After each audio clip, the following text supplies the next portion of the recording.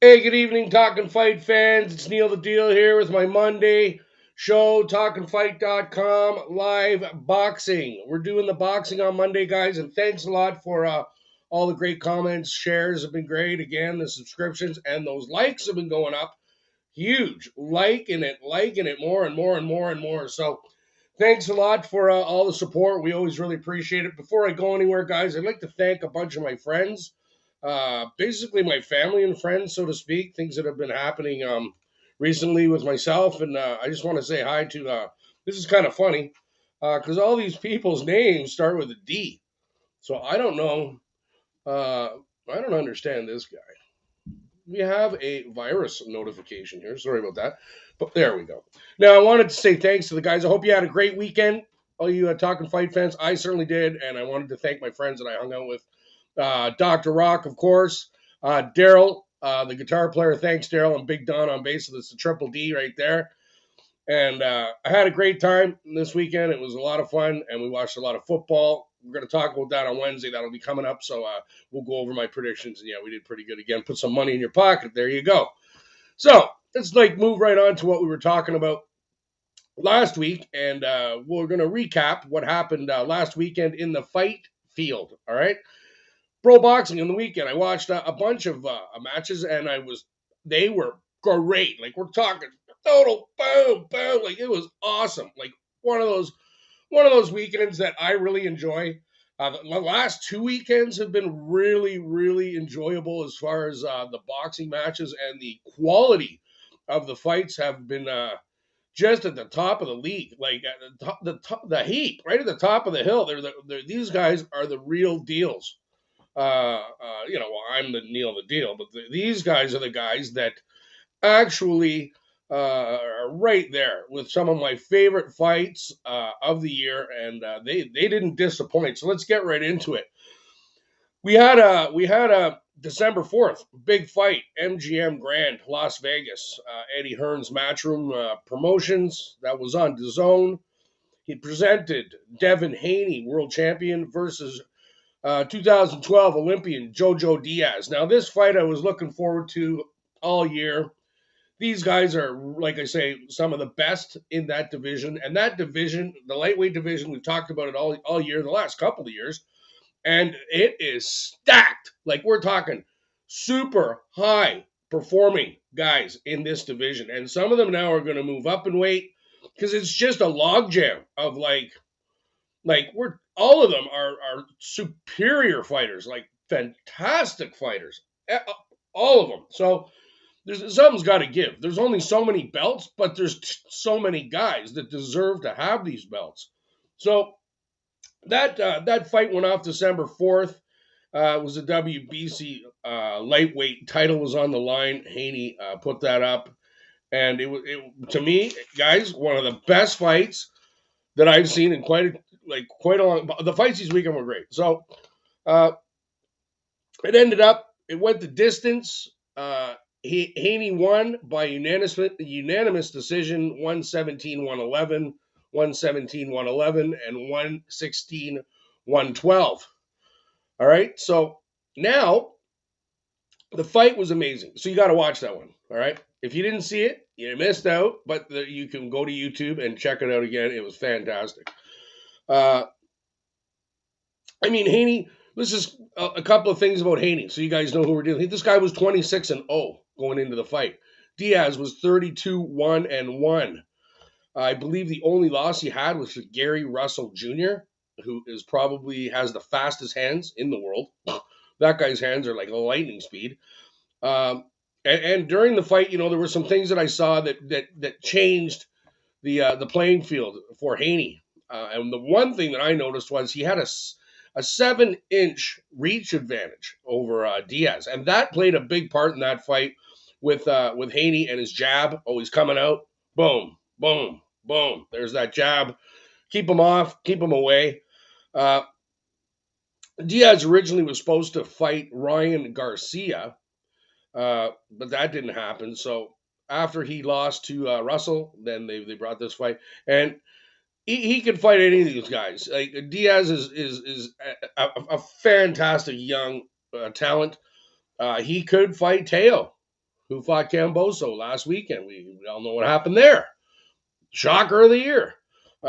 He could fight Garcia, which he was supposed to, but didn't work out, so he ended up getting Haney. Or he would, like these other guys, can get Camboso Jr., who just got 3 titles, and like this is a seriously stacked division. So that fight was a fantastic fight. I had a great time watching it, and I hope you will too. So check it out if you didn't check it out. Now the second fight that I watched, and it is a world championship fight, like no doubt. That was December 5th, Staples Center, Los Angeles, California, United States. Al Heyman's Premier of Boxing Showtime pay-per-view presented Gervonta Tank Davis versus Isaac Cruz for the WBA. This is Davis's WBA regular lightweight title. So here we go in this lightweight division, and it never ends in this lightweight division. It's crazy. So this was a great fight. I was going into the fight. I didn't really give Cruz a lot of chance to win that one. I don't know. Yeah, you know, but he surprised me. He put up a valiant effort, and he stuck in there. Like it was again unanimous decision. The winner was Tank. Tank Davis took it down, but it wasn't as lopsided as I was thinking it might be, and I was hoping that maybe Tank would keep his knockout streak together, but unfortunately that ended. He had 16 continual knockouts, like one after another, 16 fights. So that ended because it was unanimous decision win. And that was 116, 112, 115, 113, 115, 113. Now, DAZN has their own guys, and they do their own DAZN news, and DAZN had it as a draw. And I kind of saw it as a draw too. 114, 114. Reason being, Tank had a problem. He hurt his hand around the 6th round, and he didn't have the KO power. Was the problem? He hurt his hand. I believe he may have broken a finger or dislocated a knuckle or something of this sort, something which prevented him going forward to use his natural born power and take out Cruz. So like I say, it was a great fight. Cruz took the best of Davis's shots. Tank gave him everything he had. Although, like I say, that hand was really sore. And the fight, the way I looked at it, went all the way to the championship rounds, and it was won by Davis in again that 12th round, the final round of the fight. So it went right to the end, and it was a great fight. So guys, check that one out. Gervonta Tank Davis, Cruz, Isaac Cruz, I believe it's Isaac Cruz. Great fight on the 5th. So check that one out. I would highly recommend it. Now, the other fight we talked about last week, we won't talk too much about it, but it's an up-and-coming guy. Sebastian Fundora, he was on the undercard of that Tank Davis fight, and he won. I told you. And I like him. Watch out for this guy. Sebastian Fundora won his super welterweight contest, beating a very talented Sergio Garcia. So that was a great fight again. We're just going to talk a little bit about that there like that. And that's it for that. So check that one out as well. It was off the hook, off the chart. Those fights were all at the top of the heap. I mean, it's the end of the year now, and there's not going to be too many more fights until we're into the new year, 2022. So we got to pack them all in. Like these are some of the best fights of the year, and they're all in the same month. So I just been having a great time with all this. Now, where does Tank Davis go now? I mean, we just talked about Devin Haney. Does Tank fight Devin? Does Devin fight Tank? Does Teo come back into the mix and get him rematch against Camboso Jr.? Does Ryan Garcia step into the mix and decide that he wants to take all the belts? This is a traffic jam of absolute smoke show boxing talent. All right, so it's going to be interesting next year to see how all these big promoters, Eddie Hearn and Bob Arum's Top Rank and Golden Boy, we all know Golden Boy and Oscar, right? These guys are going to just bring out these massive, massive fights. So I can't wait for next year. I'm really looking forward to be honest with you. So uh, we're just gonna go into some of the fights that I'll be watching this weekend, guys. And these are the fights that I believe this weekend I'll be watching. Hopefully, you will be here at talkinfight.com, live boxing with Neil the Deal. We're gonna go over some of these fights, and I'll give you. I'm not giving you any real predictions, but I'll give you what I think of the fight. So, upcoming this weekend, like this weekend, uh, December 11th, in Cardiff, United Kingdom. Ben Salam's boxer on Sky Sports. Got a big fight there in the UK, Cardiff, UK. I believe that's England, right? Got a really good fighter here. And his father was a fantastic fighter out of Britain. Chris Eubanks Jr. versus, again, another fabulous UK fighter, Liam Williams, the Williams brothers. And that's in the middleweight division, December 11th, Cardiff, UK. Also on that card is something that I'll be really looking forward to because I mean, it's the ladies. The ladies are back, guys. The big ladies. These are the heavy hitting ladies. Ladies champion. Okay, Clarissa Shields is fighting Emma Kozin for Shields titles, and Shields is a serious lady fighter. I don't know what to tell you. You just got to go check her out yourself. This is a great fight. It's gonna be for the WBA, WBC, IBF female middleweight championship titles that Shields has. So this is on the undercard of the Eubanks Liam Williams fight. So you really want to check that one out again. Sky Sports Boxer Promotions, and that's going to be a great one. Uh, Now another one that we're going to talk about here. Let's see here. On December 11th, there we are in Liverpool. All right, again, Liverpool, United Kingdom.